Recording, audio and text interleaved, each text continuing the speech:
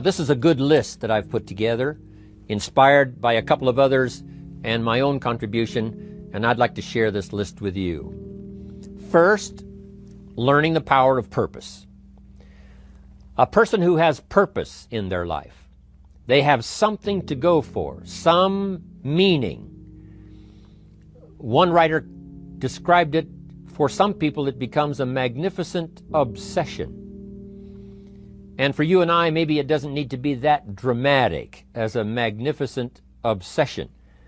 But it has to be something that does something to us, something that pulls us, especially into the future. You know, there are many influences on us. One is the influence of the past. Some people are always pulled back by the past. Some people are always pulled aside by the distractions. But here's what's powerful. If you have a list of high purpose in your life, it pulls you toward the future. And the more powerful the purpose is, the stronger it pulls.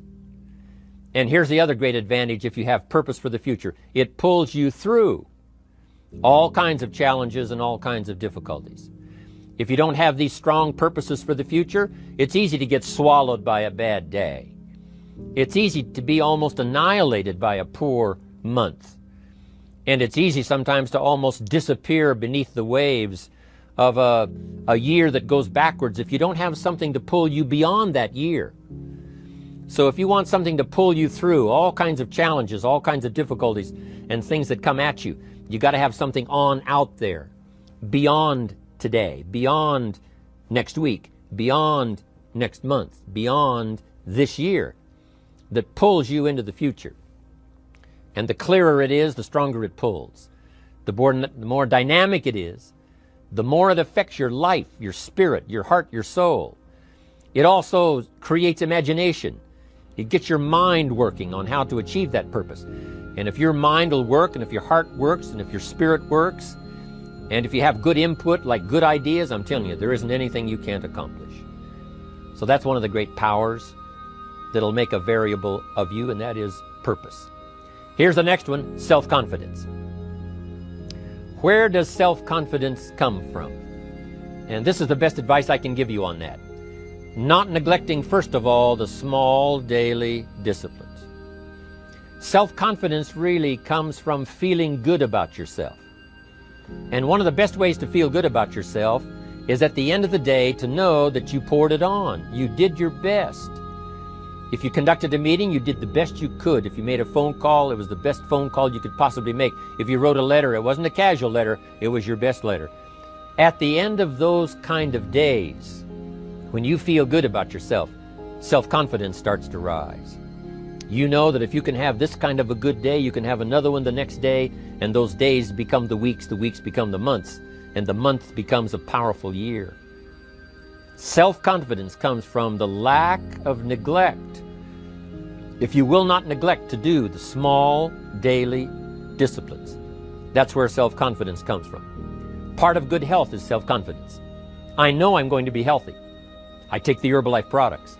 I eat the apple a day. I walk around the block. I do the jogging on the beach. At the end of the day, when you've really poured it on and you've done all the stuff, self-confidence grows. That self-confidence affects your health, it affects your future, it affects your psyche. So this is true. One of the great powers is self-confidence. Self-confidence means willingness to do whatever it takes to achieve. Some people say, well, I'll do it for a little while and see what happens. You know, I'll try a couple of things. If that doesn't work, I'm out of here. And all of us know that kind of person doesn't have much of a future. But if you're willing to do whatever it takes, if I have to learn a couple of things, I will learn those things. If I got to learn 5 or 6 things, I'll learn all 6. If I have to take an extra class, I'll take an extra class. If I've got to read the books, I'll read the books. If I have to consult with people who know more than I know, I will do the necessary consulting. Whatever it takes, I will do. That starts to develop unbelievable self-confidence. Self-confidence also comes from the ability to rise above your circumstances, to rise above what happens, the petty little things, the discouraging things that would sink everyone else's ship except yours, that would cause someone else to quit early in the day, but you keep going.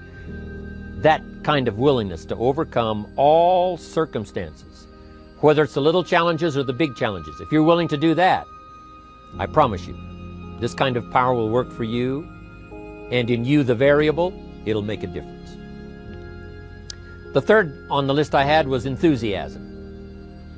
And here's what I wrote about enthusiasm. Enthusiasm that's powerful is mostly enthusiasm that is enthusiasm inside, 90%, 10% outside.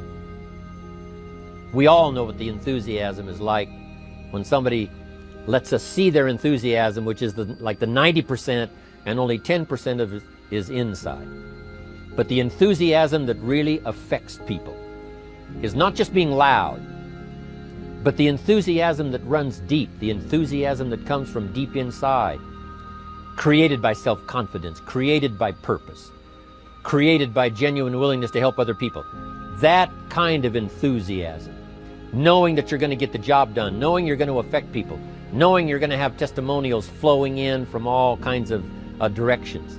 That kind of enthusiasm. A lot of it is quiet. A lot of it is unheard. And the 10% that's heard, it rings a bell. People call it genuine enthusiasm because they know that what you say in the outward display of your enthusiasm is only a small tip of the iceberg of the enthusiasm you feel inside that really motivates you to do the best job you can.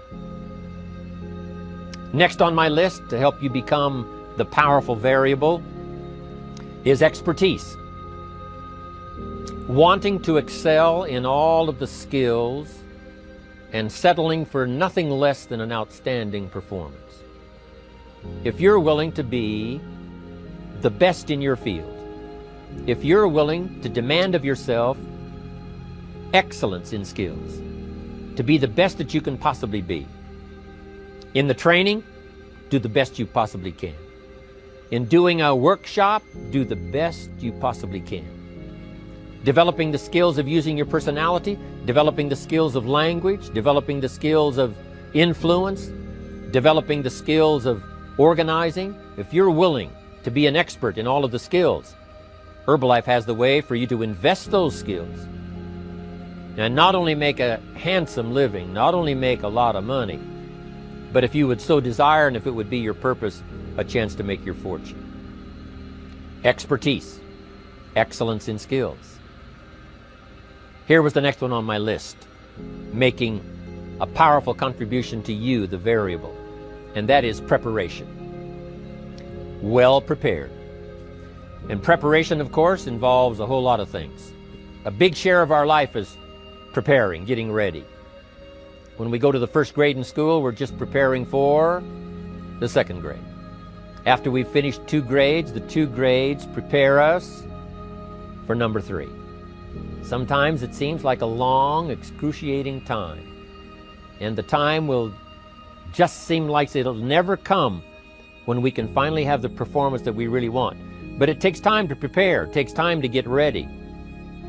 And the decisions you make in the preparation time, those are the decisions that last for a lifetime. Preparing to have a good day. It's that preparing, maybe the night before, maybe the couple of days before the day that you're going to put everything together.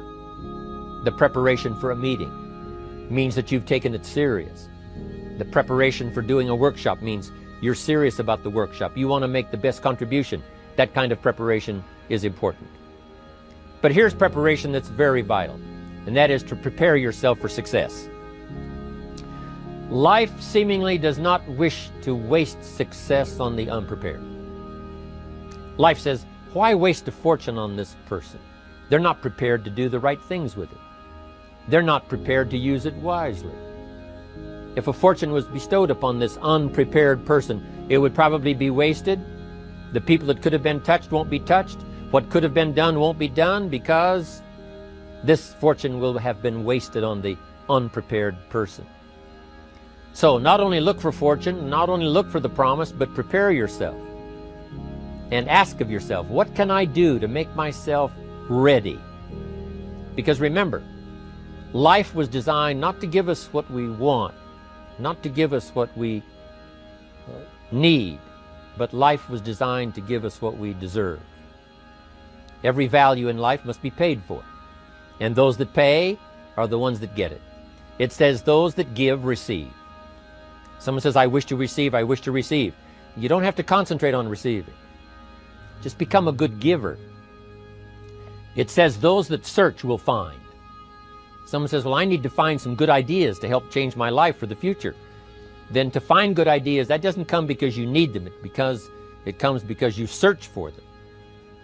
If you want good ideas, you got to go after them. You got to go to the class, you got to go to the workshop, you got to go to the training, go to the book, right? You got to go to the journal, right? Go where good ideas are being taught, go searching, go looking, because good ideas are not going to be wasted on those that are not seeking, searching, well prepared. So, prepare yourself to be ready for fortune when it comes, to be ready for challenge when it comes, to be ready for opportunity when it comes. Opportunity comes along and passes by the person that is not well prepared. I want to prepare myself this year for next year. Yes, I wish to be effective this year, but I'm also thinking of ways, how could I be better? How could my ideas be more powerful? How could they be sharper, more clear? How could I reach some people next year that I perhaps can't reach this year? I haven't reached deep enough into my own soul to affect some people. Some people just pass by and say, hey, what a good speech. But how could I make it stronger than that, deeper than that, more powerful than that? I cannot be as powerful as I could be next year. You know, you can't go to the 10th grade in the 5th grade. You just got to go through the grades. But the more you are prepared, when the 10th grade finally comes, now you can cash in and get 2 times, 3 times, 5 times more value from it by being prepared.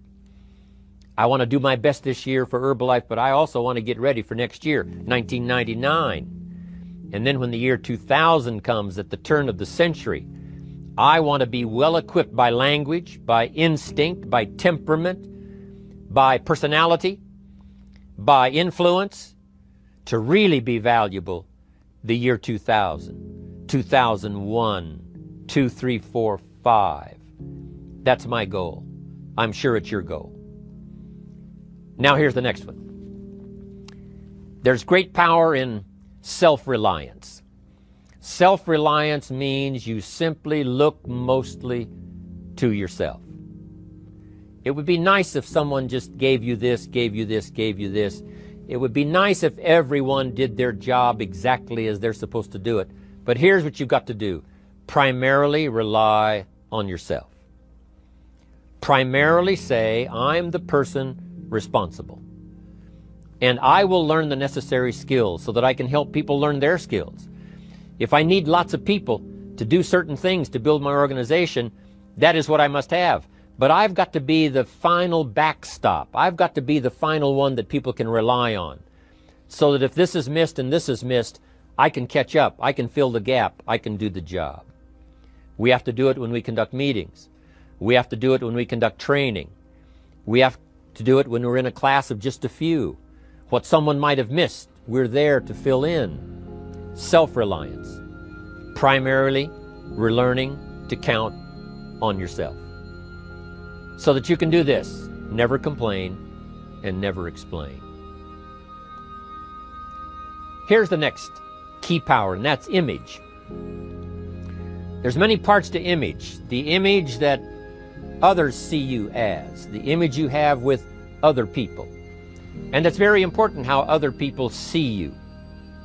If they don't see you as a leader, chances are they won't pay attention. If they don't see you as being in control, chances are they won't have the trust. If they don't see you as knowing where you're going, what you want to accomplish, they probably won't follow. But if people can see you, if you have the image of someone that's in charge, in control of your life, your future, your destiny, in control of the situation, if they see that, that kind of image is powerful. It helps to win the day. It attracts other people. People want to be around people that are in control, that are powerful, but they know how to use their power. Influential, but they know how to use their influence. That kind of image is important.